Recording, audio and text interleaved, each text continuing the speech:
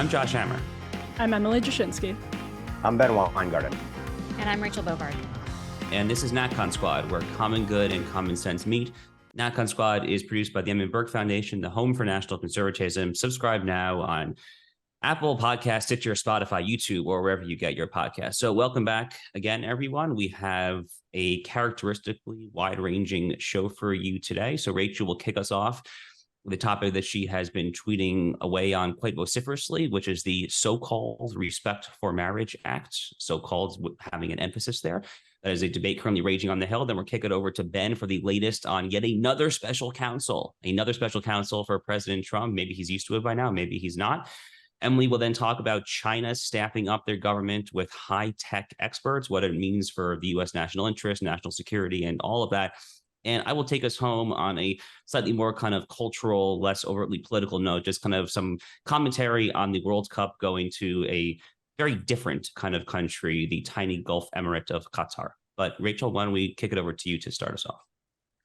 So, yes, I've been on a Twitter storm on the so-called Respect for Marriage Act, which is moving forward in the Senate. Before the Senate left for Thanksgiving recess, they approved cloture on the motion to proceed, which is sort of the first step in passing a bill in the Senate on what is called the Respect for Marriage Act, which is being sold as a bill which, quote unquote, codifies, gay marriage into our laws. But if you actually look at the bill, it actually doesn't do that at all.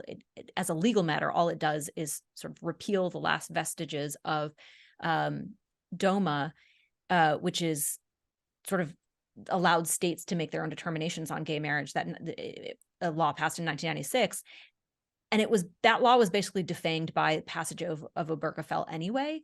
And so this bill, all it does is sort of virtue signal in that direction. Well, and this is sort of the insidious part, allowing a private right of action to enforce Obergefell. So it opens up a whole sweeping line of litigation against any institution or individual seen as, being hostile in some way to same-sex marriage as outlined in Obergefell.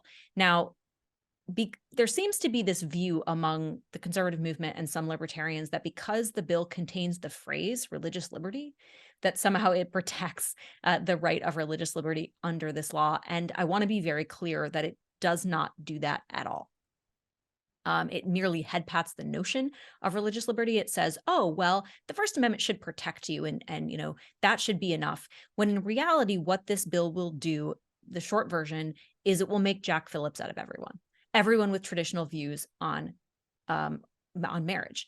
And what I mean by that is, Jack Phillips, you will remember from Masterpiece Cakes, didn't want to bake the cake. This has now become a meme, right? For a same-sex couple, has had his rights upheld by the Supreme Court, but does not have religious liberty as it is meaningfully understood in America, right? He is in perpetual litigation.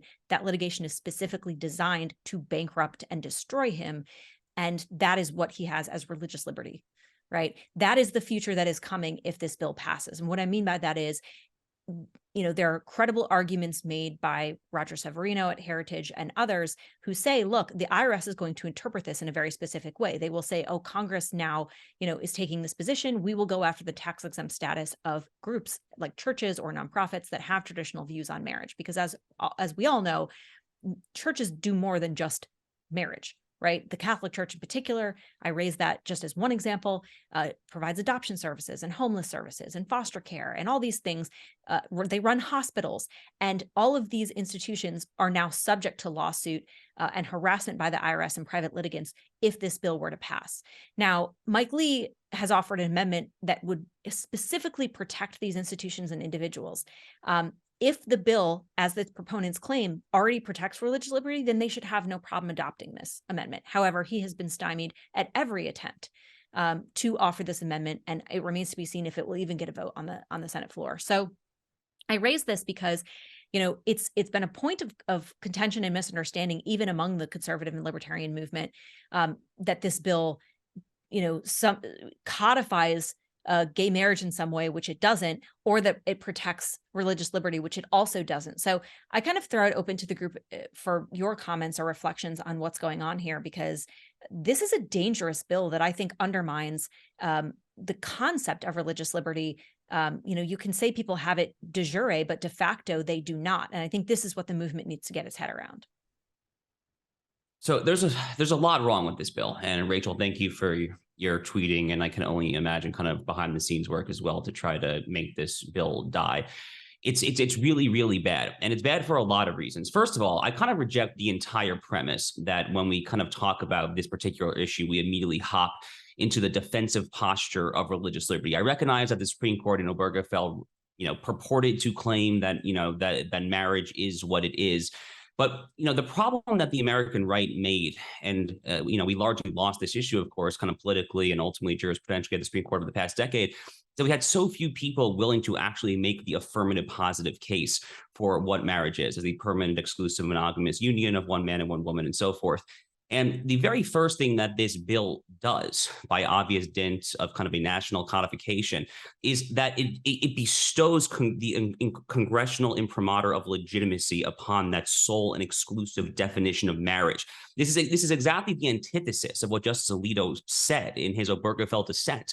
I mean, in his dissent, he very presciently said in Obergefell that those who hold to more traditional views will ultimately be, tarred and lambasted as sexist, racist, bigot, homophobes, and so forth. And that's quite literally what this bill actually does.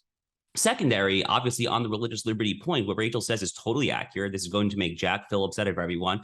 I would commend to the listeners and viewers of this show, the Heritage Foundation put out a really nice, very brief, like 90 to 100-second video featuring Rabbi Yaakov Menken of Coalition for Jewish Values, who kind of just in very crisp form explains why the private cause of action is so deleterious, is so ultimately harmful to this bill. The third and final thing that is just so deeply cynical, but is nonetheless therefore characteristic of typical kind of Democratic Party Capitol Hill strategy, is what they have done is they have lumped together not just a codification of homosexual marriage in Obergefell, but also interracial marriage. I mean, and what they're doing there, they are trying to kind of fearmonger and scare people into thinking that Loving versus Virginia, which is the 1967 case that struck down the various state level, Jim Crow era bans on interracial marriage. The Democrats are trying to make the American people think that that is somehow in jeopardy with kind of the fig leaf of maybe a citation to Justice Thomas's concurrence in the Dobbs decision, which actually didn't even talk about Loving, because Loving was an equal protection clause case, not a substantive due process case like a Griswold or anything like that. So it's also profoundly cynical. There is not a legislator in America right now at the state or federal level who would ever in a million years vote to try to ban interracial marriage, for God's sake. So that part of this is just so sordid and awful and frankly just stinks of the worst kind of inside baseball DC politics. So I really hope this bill is defeated. But, if I want the viewers to take away kind of one point, at least from my commentary on this, it is, let's not immediately dive into the religious liberty discussion. Let's not necessarily forsake the affirmative case for marriage as one man and one woman, permanent, exclusive, monogamous, because that actually is the correct and best definition of marriage for families, for society, and for the country at large.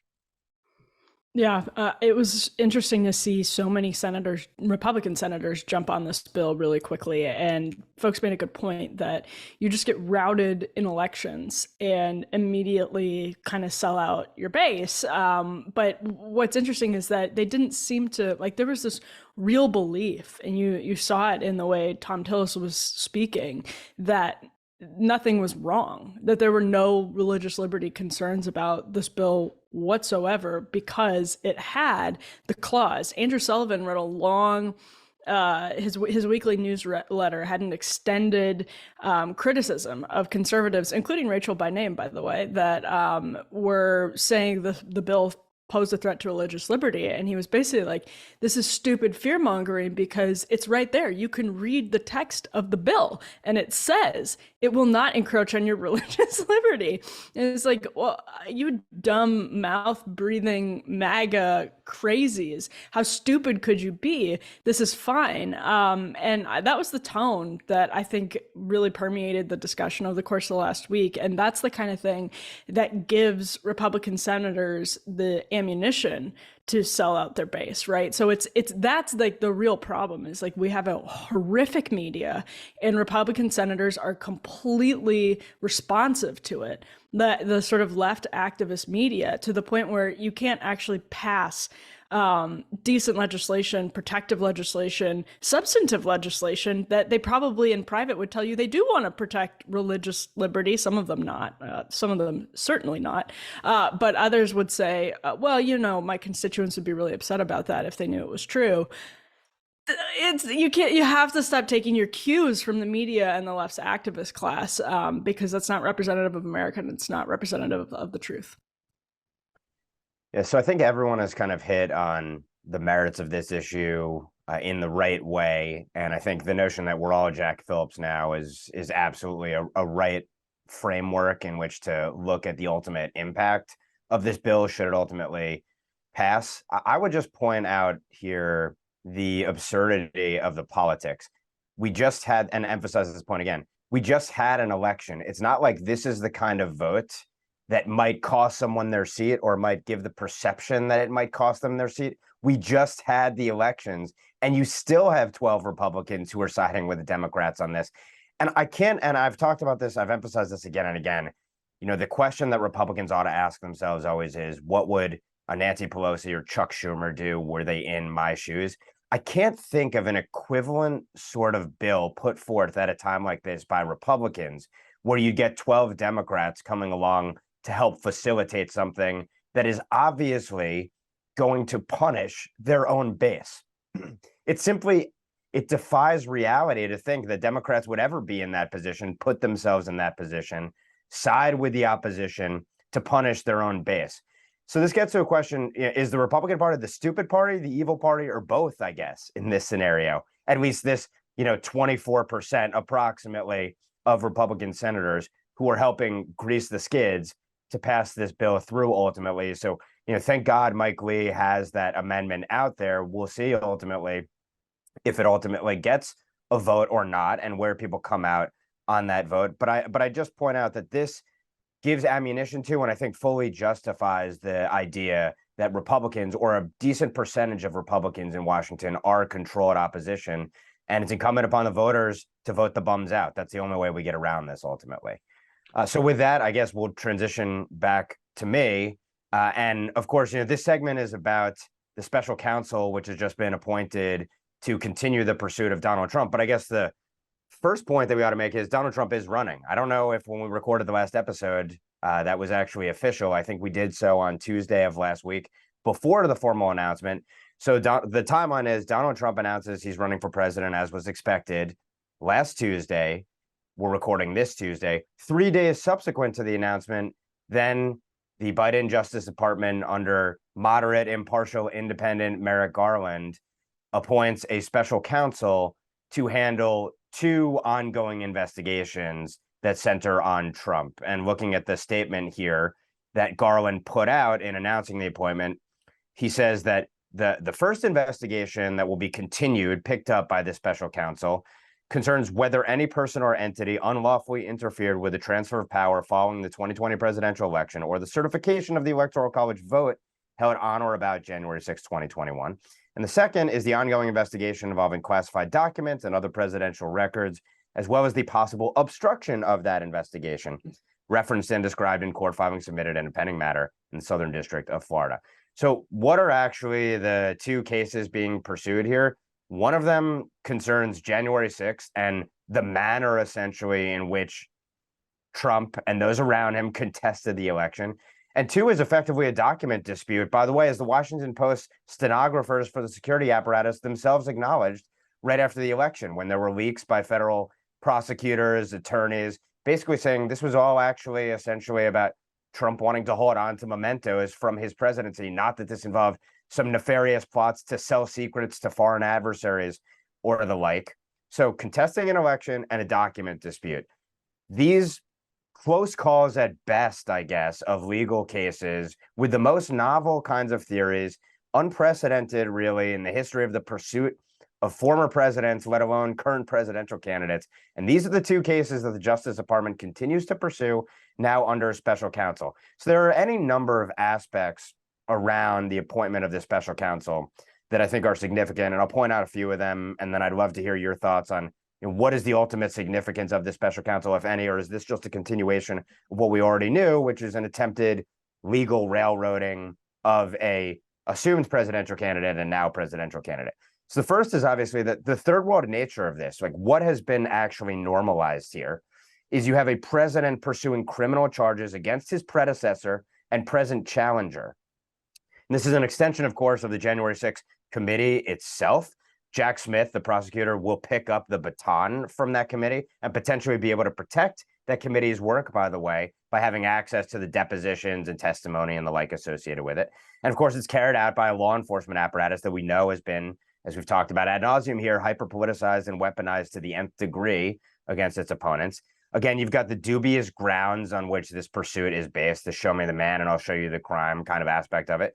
You have Attorney General Garland, who's artfully trying to insulate himself here from an inherently hyper-political prosecution that his DOJ initiated in the first place and that he ultimately calls the final shots on.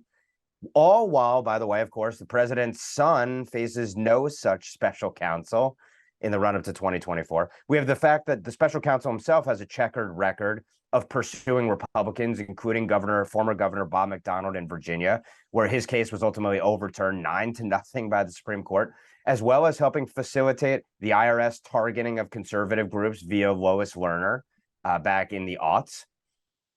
By the way, his wife also, as we've recently found out, was a producer on Michelle Obama documentary and has contributed to Joe Biden. So completely independent and impartial here.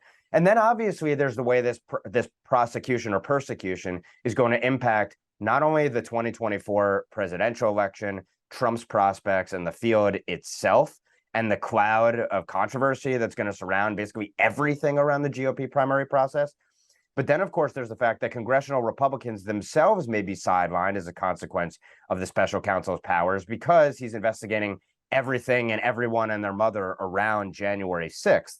So they could be sidelined in the run-up to 2024 and targeted as well. And all of this, of course, will distract from the oversight efforts into the Biden administration and its myriad misdeeds, corruption, and lawlessness in just the first 2 years. So I've laid out a whole raft of issues around this special counsel. I'm curious what you all think are the most salient points around it. How significant is this? Is this kind of the continuation of the status quo? Or are there real major issues around the special counsel that haven't been examined that ought to be in the initial run-up of commentary around it? You know, I think what's going on here is simply, it's just amazing in the relentlessness, I guess is how I'll say it, the Democrats have to punish Donald Trump. If you look at the January 6th Select Committee, you look at the polling around it, they convinced no one, right? Despite hiring like a cable news executive to design their hearings and hosting them in primetime television, which I've never seen before, by the way, a congressional committee demanding primetime hearing time. They convinced no one who wasn't already convinced about Trump that he did something, that this reached the level of, whatever they were describing, treason or whatever. So since January 6th committee failed, now we are going to take that effort and entrench it in our institution. And we will now use the Department of Justice to try and do what the Select Committee failed. And what's amazing about this is that I even think that in the base of this country, right, there are people that hate Donald Trump. It's still a minority of people that want to see him in jail. And the Department of Justice is going to shatter any myth of neutrality. And they are going to do this, right? I think the end game here is obviously the indictment of Donald Trump. And in the process, it will be the indictment of the sitting president's chief political rival. And I don't know how we come back from that. For the people that want to save democracy, right? How do you come back from this kind of junta-esque action? Inez made a point, I don't even remember, several weeks ago or maybe she wrote it in the sense that we tolerate a baseline level of corruption from our political leaders, right? We tolerate the Clintons. We tolerate, a little bit of, here and there. And we do that because we are not a country that tolerates putting or wants to become a country where we put our political leaders in jail, right? There's a certain, and I would argue that what Trump is being accused of with relation to documents is that baseline, right? I don't think that there was some grand conspiracy here. At best, it was a disorganized mess, and you could accuse him of not handling documents correctly in that way. But to try and do what we're doing here is, I think, more of a threat to the legitimacy of the United States as a self-sustaining government than anything that we've seen in the last 50 years. Wow. So I honestly hard to disagree with that. I guess I have three fairly quick points to make. I want to make sure Emily has time to weigh in here. My first point is that the appointment of the special counsel is only further corroboration of what was the obvious takeaway from the Mar-a-Lago raid itself in August, which is that this DOJ has every intent to actually indict President Donald Trump. I think a lot of us thought it was maybe a jump ball, a 50-50 proposition of sorts before the Mar-a-Lago raid. After that, it seemed like it was obvious. This only further corroborates that. The only question at this point probably is when it comes and what underlying fig leaf they use to issue that indictment.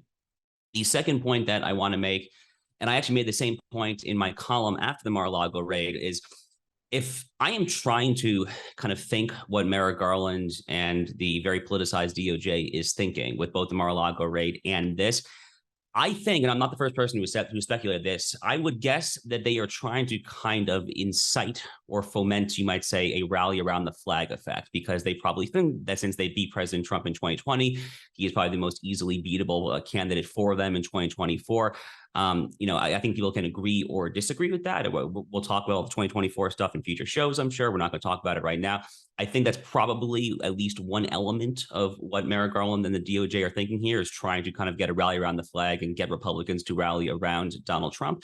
The final quick point I want to make here is, I just cringe so much at this point when I see these totally boilerplate kind of dog-eared statements from various Republican candidates just lamenting, complaining about the politicized nature of the Department of Justice, whither the rule of law, whither neutrality. Guys, wake up. I mean, come on. This is just like a basic element, I think, at this point of proverbially speaking, knowing what time it is. The only relevant question is whether our side is going to prudentially respond in escalatory tit-for-tat fashion in an attempt to rebalance the pendulum. That is the only relevant question. Stop bitching, if I'm allowed to say in this podcast, about the current lamentable state of things. The small point that I want to make is that picking up on, I think it was Rachel who said this happened after the J6 committee failed to change public opinion. Well, the J6 committee was really what happened after the special counsel failed with Robert Mueller to remove Trump from power. It's like time and time and again. And they're not quiet about this. They basically say it aloud. They want this to be the thing that disqualifies Donald Trump for president. So it's not to say that there aren't arguments against the way Trump conducted himself on January 6th. I think there are, and I've been happy to make them, and I know some of us here have been as well. But it's more, the point is they're orchestrating these things intentionally and without sort of substantive basis at every moment to oust somebody who is liked by a chunk of the American public that they just can't get over. They just cannot bring themselves to accept that they share a country with, the icky MAGA people. And Rachel kind of wrote about this actually in the New York Times today, the failing New York Times today, about how there's the thing that like really gets people, and the big difference between Donald Trump and any other candidate is that he really appeals to people who want to put their hopes in anybody but a politician. And that's always why there are these orchestrated attempts to unseat him. And again, it's like Peter Strzok talking about an insurance policy, right? Like it's sort of out in the open. And this is just another part of that. So on that note, we will transition to China. Speaking of corruption, we're transitioning to China. President Joe Biden met with Xi Jinping last week in Bali and said there's no need for a new Cold War. Said he doesn't believe China is going to invade Taiwan. He said he doesn't believe there's any imminent threat to Taiwan. Meanwhile, the Wall Street Journal had two interesting reports this week. The first is that China is attempting to do back-channel diplomacy through a former sort of like WTO guy and a massively successful American businessman.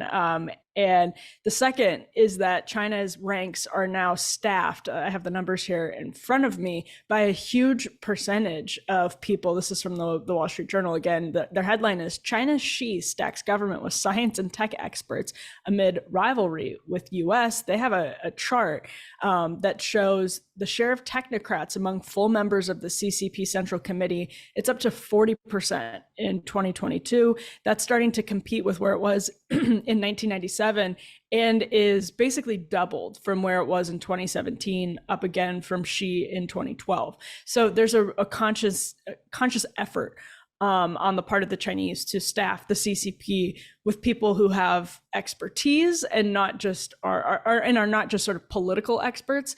And this is a debate in China, as it is in many countries, about whether you want political people to lead you or technocrats to lead you. But it is interesting that this is a concerted effort. This is something that Xi Jinping is doing deliberately. As you know, despite what Joe Biden says, there is a Cold War on right now with China. There's absolutely no other way around it. You know, it's not the exact facsimile of the Cold War with the Soviet Union, but there's just no other way around it, that when all of our semiconductors are made in Taiwan, and China thinks they have a claim to Taiwan and has made a lot of bluster and threats about Taiwan, we have to be engaged in that kind of conflict, sadly, because of where poor leadership has gotten us to. So on that note, let me send this open to the group, just with the point that there's some movement, and definitely in the American population. Like, we've seen the CHIPS Act, as corrupt and full of cronyism as it was. We've seen that there's actually some reshoring happening.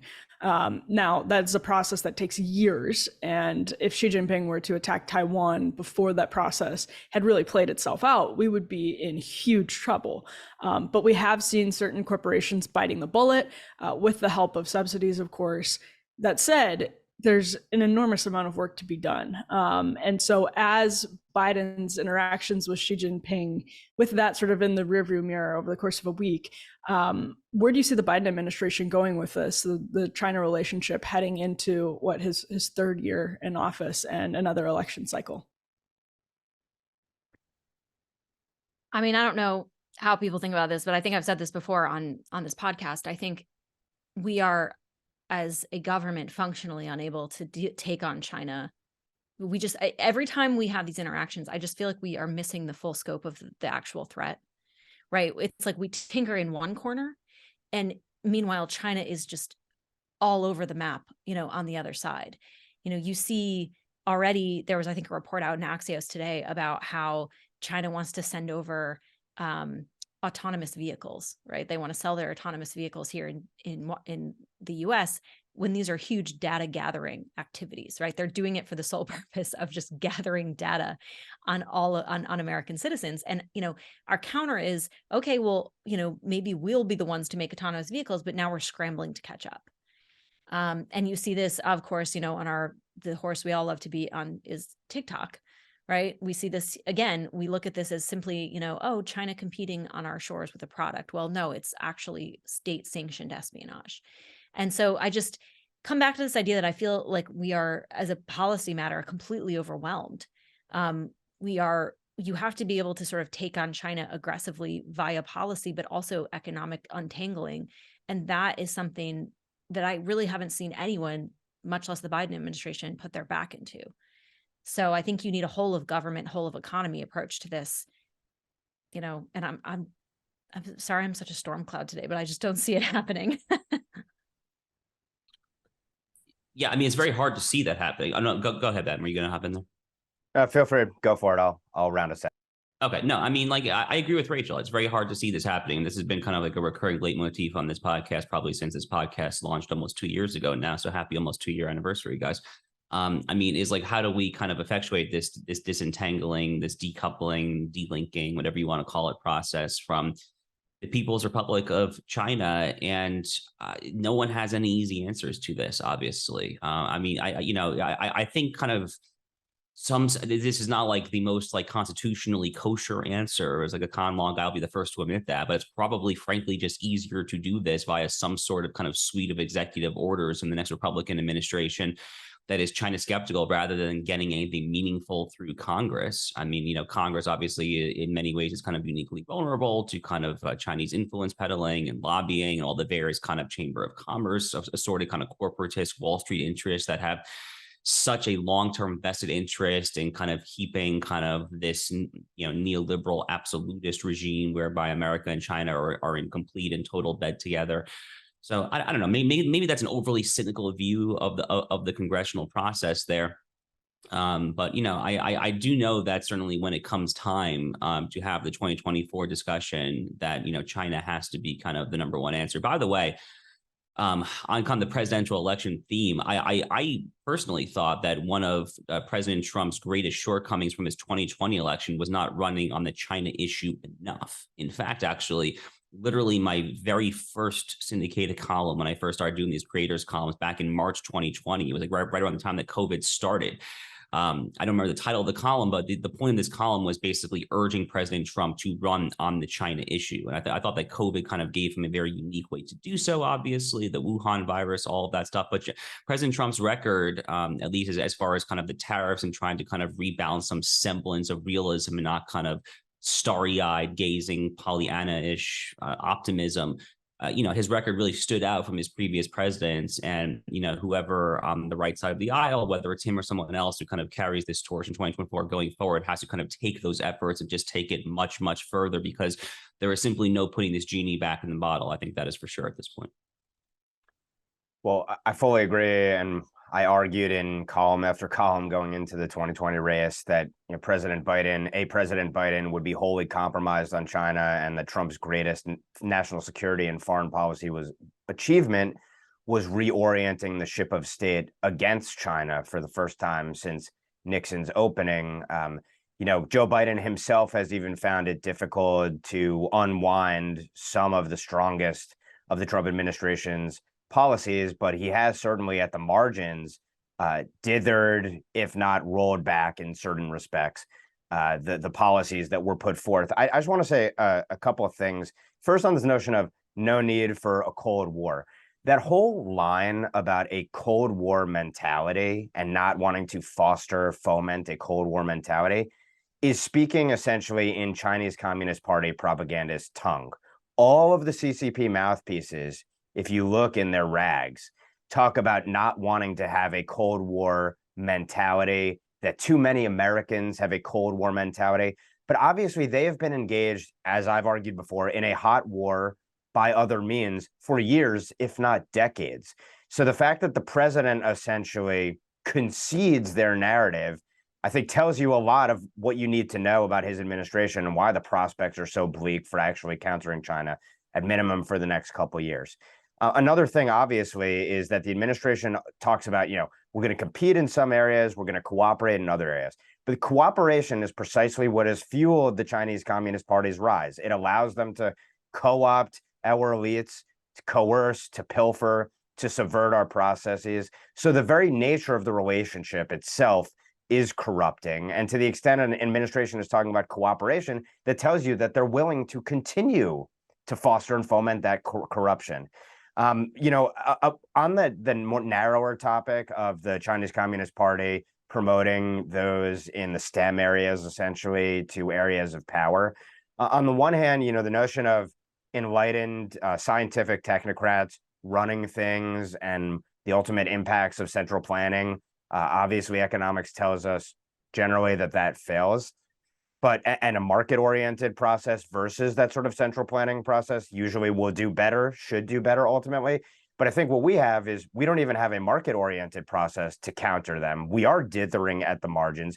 Even if they're centrally planning and technocratic with all the deficiencies and the corruption baked into it, the fact that they are oriented towards dominating next generation technologies and making us essentially a secondary power and subservient in many ways, I think that ultimately loses versus the central planner to the extent we don't have any sort of competing counter battle plan, so to speak. Last but not least, I think there's a question of what we see in the next 2 years. Does Xi Jinping invade Taiwan because he thinks that he'll never have a better opportunity than with Joe Biden in the office? Or does he think that Biden and potentially whoever would succeed him on the Democrat side are so weak that it is more beneficial not to invade and potentially upset the apple cart because China is doing so much better relatively under Democrat rule? I think that's something worth playing out, but I certainly see no pushback from this administration over the next 2 years, except maybe some rhetoric in the run up to an election, because the American people are hawkish towards communist China and are aware of its depredations. All right. So from one troubling country to another, I guess there'll be a transition for the day. Let's talk about the World Cup in the very tiny and very wealthy Gulf Emirate of Qatar. So, I'm not a huge soccer fan. I'm probably a bigger soccer fan, I guess, than the median American that's working off a relatively low kind of baseline level. The U.S. has started its World Cup in characteristically disappointing fashion with a 1-1 draw with Wales. We will see if the U.S. can advance out of their group. But the biggest question surrounding this World Cup is not actually pertaining to any of the games on the field or the countries that are competing or anything, but is the mere fact that this World Cup is actually being hosted in the Emirate of Qatar in the first place. So Qatar is a tiny country. It is roughly the size of the state of Connecticut. And when it won its bid from FIFA to host this World Cup back in 2010, immediately, I think anyone who even like remotely had their antennae kind of fixed to the role that Qatar plays on the global stage, both behind the scenes and public facing, many immediately suspected that there was probably some sort of bribery or skullduggery or some sort of kind of bad stuff happening there. And sure enough, subsequent investigations have revealed that I think it is 18 of FIFA's 24 members on their executive authority board, Supreme Council, whatever they call their kind of ultimate decision-making authority. 18 to 24 members have been subsequently kind of implicated or investigated for bribery. So that is a very fancy way of saying that Qatar bribed their way to host this World Cup. Qatar also invested $220 billion just to build 8 new stadiums from scratch. Again, this is a country the size of Connecticut. They do not exactly have or did not have the infrastructure in place to host a global sporting event of this magnitude. So they built these stadiums, they built new hotels, they even built a brand new city or two, if I am not mistaken. And they did so quite literally on the backs of indentured servants, of migrant workers from countries like Nepal, India, Bangladesh, Indonesia, countries like that. And while the estimates vary, we can safely say that at least 6,000, possibly upwards of maybe 8,000 to 10,000 of these workers died building these extraordinarily kind of Sunni Islamist elites stadiums, these playthings for them in the 110, 120 degree brutal kind of Arab summers. This tournament, of course, not being played in the summer because the players get a little bit of respite, but apparently the workers who did so did not.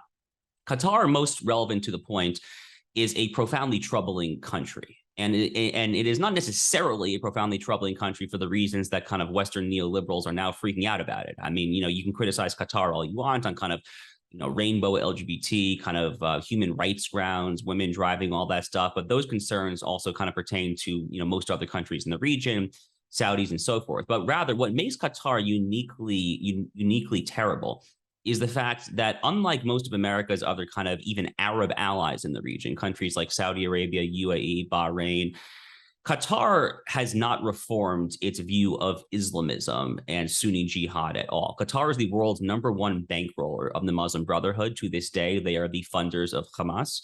Israel lets Qatar make those payments. It's a little bit of a complicated song and dance how that works. But all the Hamas elites have their penthouse apartments in Doha, Qatar. Qatar also funds and runs the Al Jazeera network, which basically blasts Islamist propaganda all throughout the Middle East. In June 2017, 1 month after he returned from his first international trip to Riyadh, the capital of Saudi Arabia, actually, the Saudis and the Emiratis announced that they were going to effectively boycott and kind of issue a literal land embargo on Qatar. And initially, President Trump, to his credit, actually supported the Saudis and Emiratis. He was subsequently talked out of doing so by Rex Tillerson and kind of the foreign policy establishment, the blob, more generally speaking there. And, finally now you see some of kind of these blue checked liberals, talking about why did Qatar, which has this, horrible record, kind of host these games. They're primarily doing so again on kind of LGBT kind of rainbow grounds. I mean, there was this whole controversy then a few days ago about how the US and various other countries, some of their players are going to wear these rainbow armbands to kind of protest Qatar's treatment of homosexuality. FIFA basically said if you do so, you will get automatically yellow carded in the game, which is a big penalty for those of you who don't know soccer lingo at all. So they all kind of back down from that. So I'm not really building up to a grand point here. I guess my point though is that I hope, if nothing else, that people start talking about the role that Qatar plays and the disproportionately high role that this country has. It's a tiny country, but their influence peddling operations in the West are arguably second to none. They fund the crap out of universities like Georgetown, Texas A&M. Through Al Jazeera, they are incredibly influential, and they're influential in a very, very, very bad way. So I'm kind of I'll happy to throw it open on that note. Ben, I know that you've specifically done a lot on Qatar in the past, so I don't know if you have thoughts on this. Yeah, so I think at the highest level, one point that I'd make is that having this World Cup in Qatar or Qatar, heard it pronounced both ways. I'm going to go with Qatar for purpose of this conversation. Having this World Cup in Qatar, according to rules, which, by the way, essentially are in accord with Sharia, and it's a Sharia Islamic law-based regime in Qatar, is kind of the ultimate influence operation and information operation to some extent. It legitimizes that regime. It causes others from around the world to submit to its strictures. It reveals the West in its utter hypocrisy and decadence, how cheap and fake the woke principles really are when push comes to shove. Obviously, same thing when you have Olympic Games in China and beyond. So I think it's an embarrassment for the West. And from Qatar's perspective, it sort of reflects an embarrassment of riches and also the soft power that they're able to exert over the rest of the world. One thing I don't recall if you mentioned, Josh, but the largest U.S. military base in the Middle East is in Qatar. And that speaks to another aspect of this, which is that this is sort of the quintessential shrewd Islamist regime that plays every side to enrich and empower itself. So on the one hand, it is an Islamist Sharia-based regime that protects and promotes the Muslim Brotherhood, which is the tip of the Sunni Islamist spear from which pretty much all of the Sunni jihadist groups come from. But at the same time, it acts as if it's a partner or an ally with the United States. And this is the way that relatively smaller and less powerful ultimate adversaries play each side against each other, depending on who the strong course is at a given time, and to enrich and empower themselves, but ultimately to promote a worldview and ultimately policies and groups that are antithetical to our own. So I think it's worth emphasizing that. And the last point I'll make just generally is it always sickens me that we have a tendency to legitimize these regimes via sports. And I don't really necessarily have, what the answer to it is when you're dealing with these international games. If you just boycott every single adversarial or repugnant or anti-American regime, or if it's better to just win and participate in each one of these. But I don't have a great answer for it. But I do find it to be repeatedly troubling, the fact that we legitimize these regimes in effect by participating in the games that they host according to their rules. And the last point I'll make is that Qatar is truly a don't say gay regime, and I don't see liberals up in arms about it. So-called liberals, illiberals up in arms about it. Yeah, this is always the problem, right? They only just want to call out stuff here while continuing to let their movie stars and movies be filmed in places like Qatar, which are actually don't say gay venues, as Ben points out. The only thing I have to add is that, like, there's Qatar, and then there's also the corruption of FIFA, which allowed this game to be played there in the first place. Like, I have a hard time imagining, a less hospitable venue to a sporting event than the middle of the desert. And you also see this, I think, factor in the accounts we're hearing of how many people died while trying to build the infrastructure necessary for this tournament to take place. So I just think there's corruption on literally every side of this story. Yeah, and the sort of challenge of globalism in general is doing business or needing to negotiate with people that are in enormously powerful positions, nations that are in enormously powerful positions, but needing to sort of have a relationship with them, because in the age of nuclear weapons, in the age of high-tech terrorism, we all kind of share a border at any given moment, and so it creates like impossible challenges. But where it's gone, I think, off the rails with the sort of neoliberal establishment is the just insufferable posturing. Well, half of them are on the payroll of Qatar, making tons of money. If you look up Qatar in the FARA database, you just enjoy. It'll make you sick to your stomach how much money people are making off of them. And people who like to posture and just absolutely lecture the rest of us constantly about morality here in the United States. So that's what's kind of galling, and the level of like human sacrifice that went into a World Cup tournament. I mean, it should be a moment for literally everyone to pause and think about just sort of where we're letting technology and materialism take us to, because it affects everyone. It's not isolated just to the West, and it's probably enjoyed with more distribution in the West, but it's affecting absolutely everyone, and you can see that by the fact that there were people who died to put on a soccer tournament, lots of people, and nobody is saying a thing about it. Yeah, thousands and thousands of people. It's really, really quite astonishing. I mean, you add that up, the bribe. I mean, there's so many factors that really just kind of are just totally glaring here. But let's transition to final thoughts. Does anyone want to get us started here? One aspect of the segment in the beginning, when I was talking about the marriage bill working its way through the Senate, that Emily kind of touched on, but I think is worth expounding upon, is that, the Republican Senate lost a very winnable midterm. And I think there's a host of reasons why, but one of them is that they failed to capitalize on issues that voters really cared about. And I would argue that, the representative element of their jobs is to stand up for their religiously minded constituents, the people that value traditional marriage, or the people that simply just hold these views because they're normal church-going people. This is not, having a traditional view about marriage, as much as it's becoming a dissident to the culture in America, it's not an outrageous opinion, right? And so I think the fact that the Senate Republicans coming back from, underperforming in the midterms, and then the first thing they do is 12 senators break ranks and say, oh, it's fine, right? Like we care so little that we didn't look into this bill at all. And so we think it protects religious liberty, which it doesn't. And we want a virtue signal on this point, about marriage. I just think it's that right there, I think, is case in point of why we did not see a better performance. And I think we have to get this right. And we currently don't have senators, I think, that see it. The last thing I'll say on that too is that my understanding is there was no whip effort at all from the Republican leadership on this point. This was vote your conscience. Again, people who didn't even do the due diligence to see what was going on here. And I think that's frankly shameful. This bill is only a third of the way through, so hopefully they can get it right in the meantime. But yeah, it was really kind of not a great comeback vote. We'll say it that way. So I'll be really brief and return to my special counsel segment.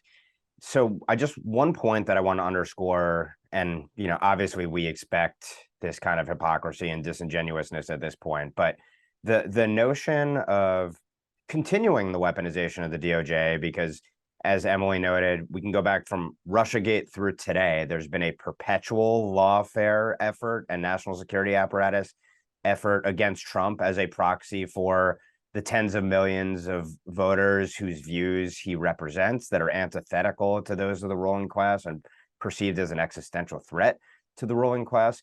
This is the ultimate anti-democratic power play when you have, to Rachel's point, a January 6th committee that essentially failed to torpedo Trump.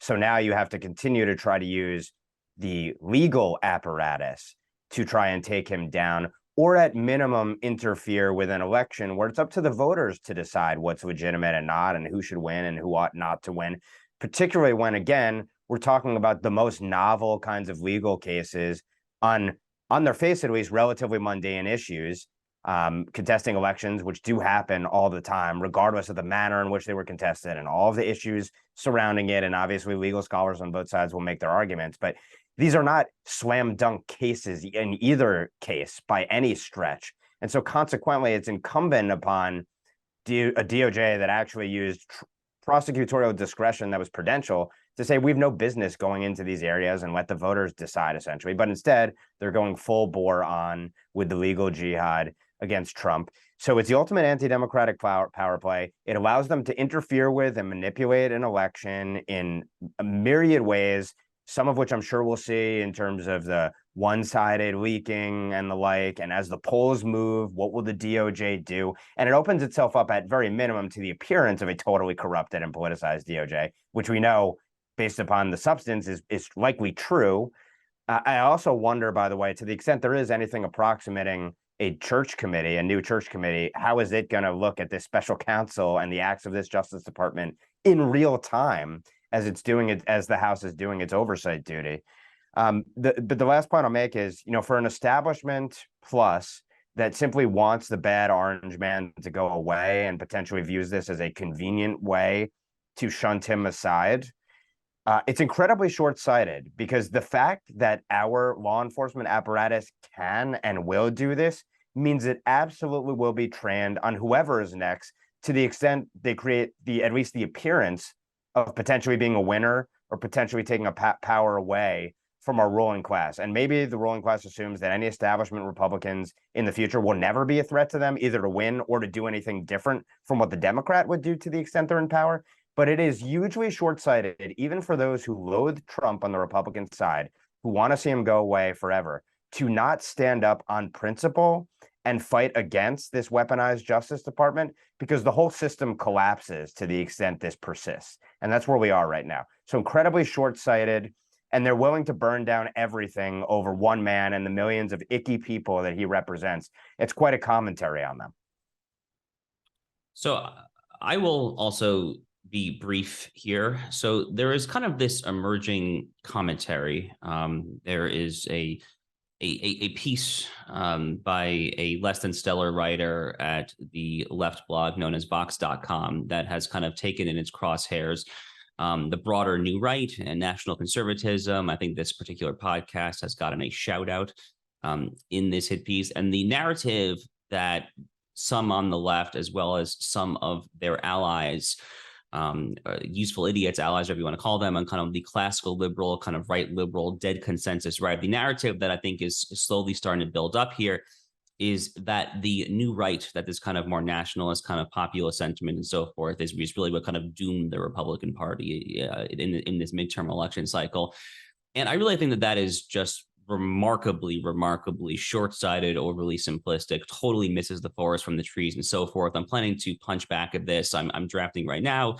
We'll see when it gets out there. I'm kind of cheekily titling this piece still against the dead consensus as kind of an inside baseball reference to this is the initial against dead consensus manifesto from First Things in March 2019. Anyway, substantively, I just find the argument that the new right costs Republicans this election to be just totally oversimplistic. So we can kind of very, very briefly here, kind of use a few examples and go state by state. So, let's start in Nevada. The fact that Adam Laxalt's lost his Senate race, that's terrible. Adam Laxalt would have been a very good U.S. senator.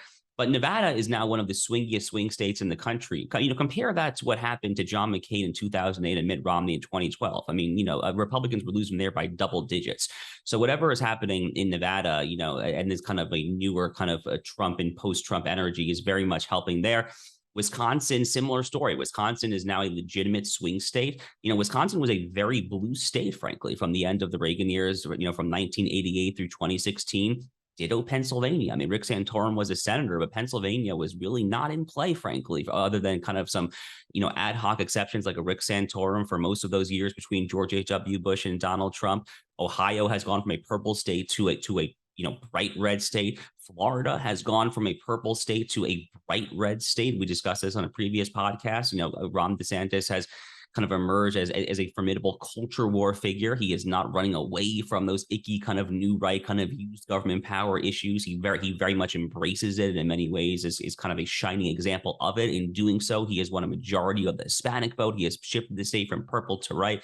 So, I could go on here, and look, there are any number of faults, obviously, candidates like Don Baldock, Doug Mastriano, clearly, did not even come close to win their elections. Someone who should have been a truly formidable candidate, someone like a Carrie Lake, probably spent too much time talking about stop the steal and whatnot. So there's any number of criticisms to make, but this broader kind of philosophical criticism of this populist nationalist energy, I find just to be totally, totally mistaken, and we need to push back on it.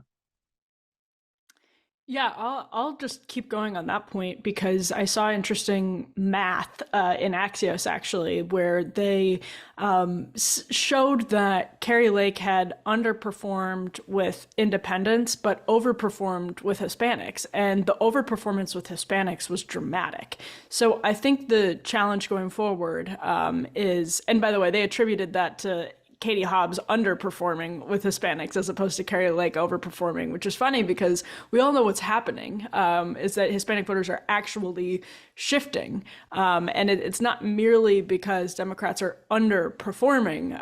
It's also because Republicans are doing something to earn those votes instead of Hispanics just staying home. And we know that. So the math that has to work out in the future is how Republican candidates can keep independence and also sort of have those do very well, continue the inroads with Hispanic voters and other minority voters or non-traditional Republican voters.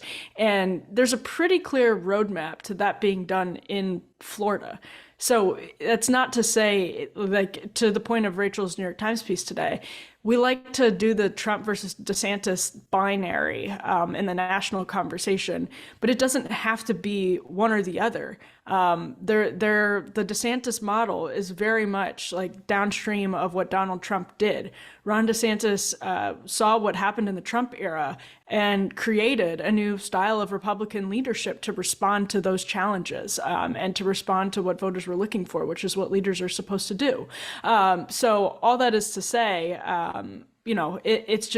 it's possible, and it's not impossible. And there is a roadmap to doing it. So and that doesn't involve, by the way, either just abandoning everything the new right has said would be, to Inez loves to say the culture war is the big tent. It doesn't involve totally abandoning that idea in any way whatsoever. And it also doesn't involve, going full, like, insane conspiracy theorist Dominion voting machines being hacked. So there is a way forward, and it's not just 2012 autopsy moderation. There's a way to do it that's responsible to voters and can actually help get the country on a better track. Well, that's very well said. And on behalf of Ben, Emily, and Rachel, I'm Josh Hammer. We will see you at the next NatCon Squad.